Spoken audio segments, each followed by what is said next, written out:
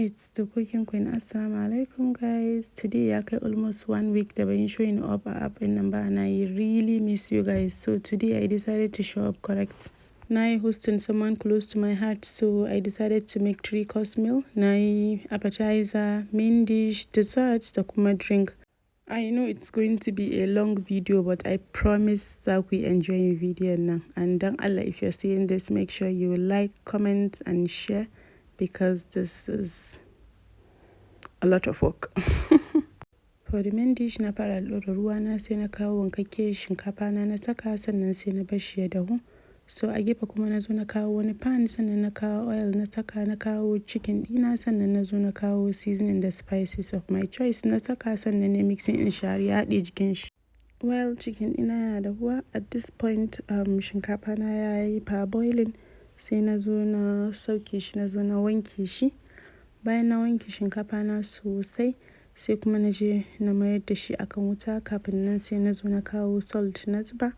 Bayan na saka salt, sai na kawo ruwa ɗan kaɗan na saka, sai na mixing in shi, sai na rufe shi don saboda yayi steaming. So at this point my chicken is well cooked. Sai na zo na kawo pepper mix ina na zuba, sannan na mixing in shi har sai da shi ma ya soyu. Kafin nan sai na zo na kawo vegetable of my choice. Na saka green beans, na saka carrots. Kafin nan sai na zo na yi mixing in shi. So after na yi mixing in su, sai na zo na haɗa sauce ina. Sauce ɗin is basically mix of dark soy sauce, da oyster sauce da kuma cornstarch, sai ruwa ɗan kaɗan.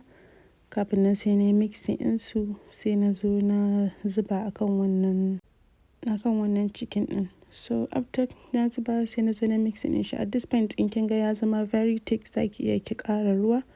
So sai na bar shi ya dahu. So sai na koma kan dessert ina, na kawo rice ina, sticky rice, na wanke ta. Bayan na wanke ta sosai, sai na zuba sugar a ciki. Bayan na zuba sugar, sai na zuba ruwa, sannan na je na ɗaura shi a wuta, na bar shi ya dahu. So sai kuma na koma kan appetizer ina wanda zan yi chicken wrap ne.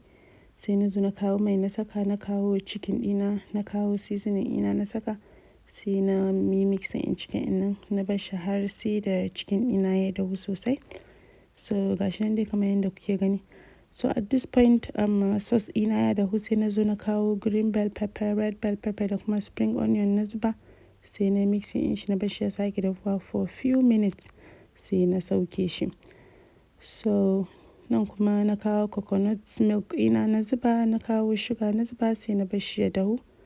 At this point chicken ɗina ya dahu, sai na zo na kawo carrots ina na saka, na kawo cabbage ina ma na saka, sai na ɗan yi steaming in shi kaɗan, ba wai sosai ba.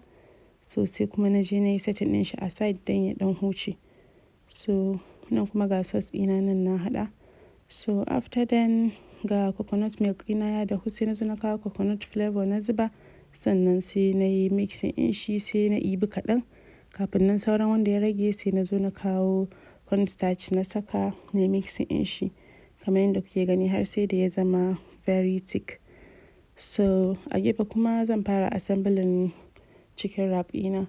Na kawo tortilla wrap ina, sannan sai na zo na kawo wannan chicken and vegetables da na yi, sai na zuba.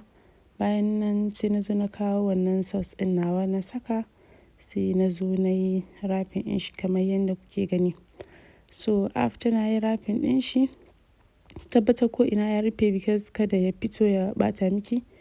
So bayan na gama wrapping in shi, sai na zo na kawo pan ɗina na saka, na bar shi ya ɗan gasu. So at this point rice ina ya dahu, sai na zo na kawo wannan ragowar coconut milk ɗin na zuba a ciki, sai kuma na yi mixing in shi har ya haɗe jikin shi. A gefe kuma na zo na kawo mango ina, na yi peeling in shi, sai na zo na yanka shi. Ki yanka shi duk yanda kike so. So after na yanka, sai na sake na yanka shi ƙanana kamar yadda kuke gani. Ina so in ɗan yi kamar garnishing da shi ne. Zan yi mango sticky rice ne kamar yadda kuke gani. So after na gama, sai na zo na yi plating. Na kawo wannan rice ɗin nawa, sticky rice ina, sannan na zo na kawo mango, da na yanka na yi garnishing ɗin shi. Kafin nan sai na zo na kawo wannan coconut milk ɗin da na yi cikin ɗin shi. Sai na zo na kawo condensed milk na zuba, sannan na zo na yi garnishing ɗin shi. Idan kun ji yadda wannan dessert ɗin yayi daɗi ko wallahi it is so delicious, ku tabbatar kun gwada. So ga main dish ɗina shi ma na zo na yi plating, na yi garnishing ɗin shi da sesame seed. Ga kuma appetizer ɗina at this point ya gasu, sai na zo na yayyanka shi, shi ma na zo na yi plating ɗin shi. For the drink I decided to just keep it simple. Na saka lemon slices ɗina, na saka mint leaves, sannan na zo na ɗan daddaka shi don ya releasing flavors ɗin shi. Kafin nan sai na zo na kawo orange juice ɗina na saka. Ya kamata a sa ice ne but I don't have ice, so kawai na zo na saka drink ɗina sai na saka su a fridge suka yi chilling. So sai na zo na kawo straw ɗina na saka. Shikenan, kafin ki sani everything is ready. These dishes are so delicious. Ku tabbatar kun gwada. Thank you for watching. Bye.